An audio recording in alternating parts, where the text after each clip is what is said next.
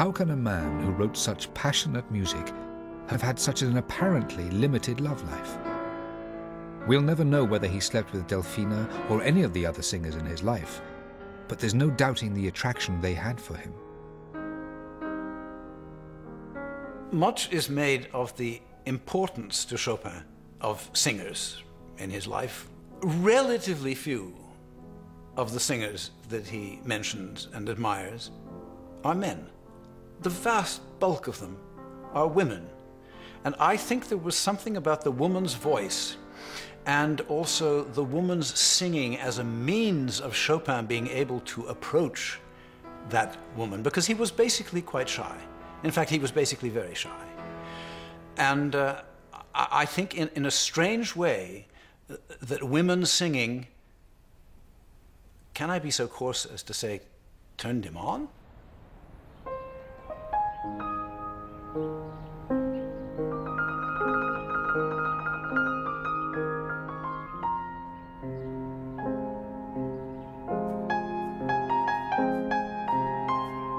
The best evidence of Chopin's friendship with Delphina Potocka lies in the music which he dedicated to her, including his great F minor piano concerto. The slow movement may have been inspired by Constantia back in Warsaw, but when the concerto was eventually published in Paris, it was Delphina's name that graced the finished work's cover.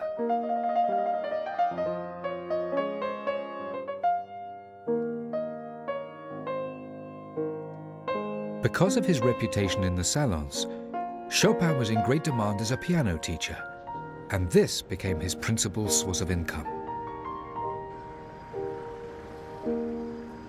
In Paris,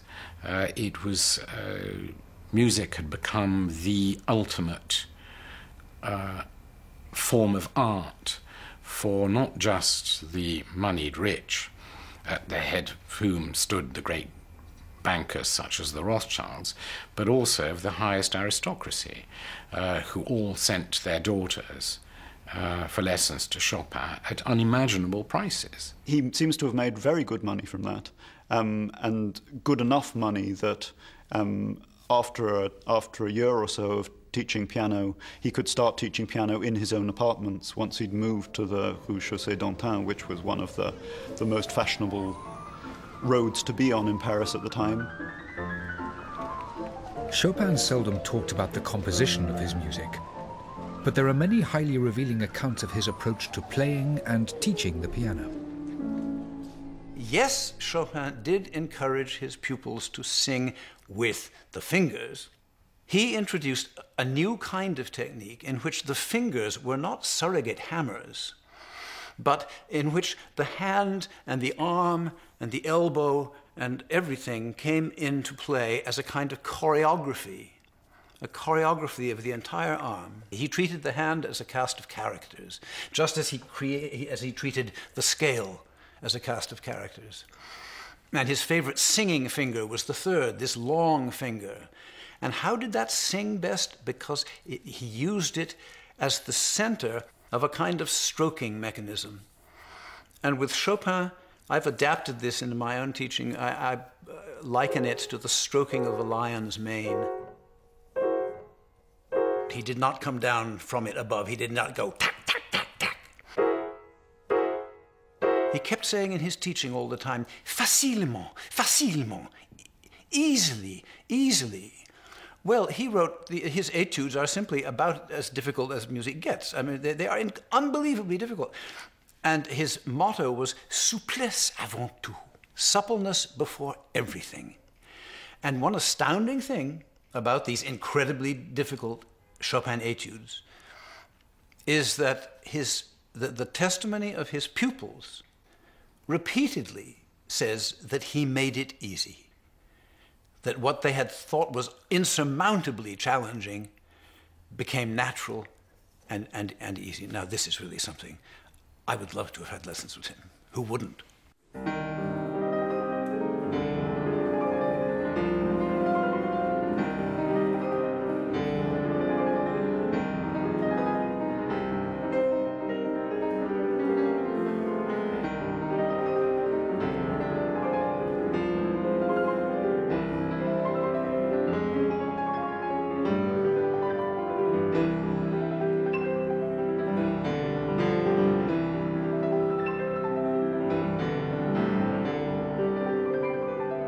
In 1836, 6 years after arriving in Paris, Chopin met a female novelist called George Sand.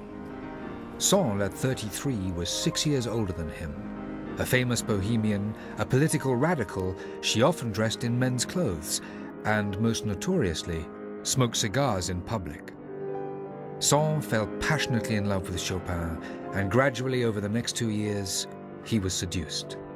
The most bewildering of the relationships and the dominant relationship of Chopin's life was his relationship with the unbelievably scandalous, highly sexed, extravagant, megalomaniacal George Sand. To avoid the gossip that their relationship was beginning to attract, they decided to spend the winter of 1838 together on the then remote island of Majorca, accompanied by Sand's 2 young children. That winter on Majorca, the 28-year-old Chopin became seriously ill and was diagnosed with tuberculosis. From this point on, his life was dominated by the progression of the disease. Because of the locals' fear of being infected by him, Chopin, Sand, and the children were forced to leave the house they were renting, and they ended up in rooms in a deserted monastery at Valdemosa.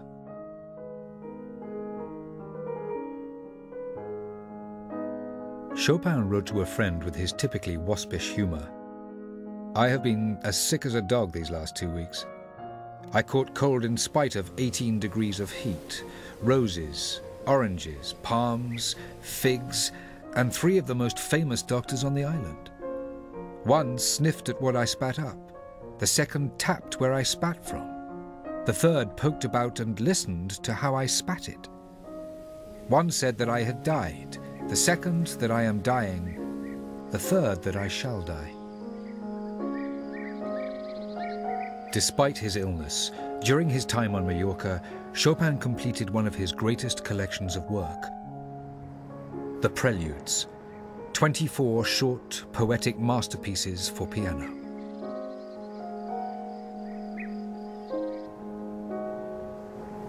Eventually, Chopin had to be taken off the island, and after a long period of recovery in Marseille, they arrived at Nohant in June 1839, Sand's family home in the heart of rural France. Chopin and Sand spent the next 8 years together, and the long summers at Nohant gave the frail Chopin a suitably quiet and restorative atmosphere in which to compose. She created conditions for him to work in, to be happy in. It's difficult to know who else could have given him that kind of stability and that kind of security other than her. It was at Nohant that Chopin formed a close musical friendship with a protégé of Sand's, a young singer and composer called Pauline Viardot. He loved Pauline being there. He always said that she had such joie de vivre, such élan, that when she was around, however depressed or lacking in inspiration he might have been, she could always renew his creative spirit. And she just seemed that sort of person. She would walk into a room and suddenly you'd feel a light had been turned on, you know? He felt that she was a really kindred spirit, that right from the word go, they understood each other musically.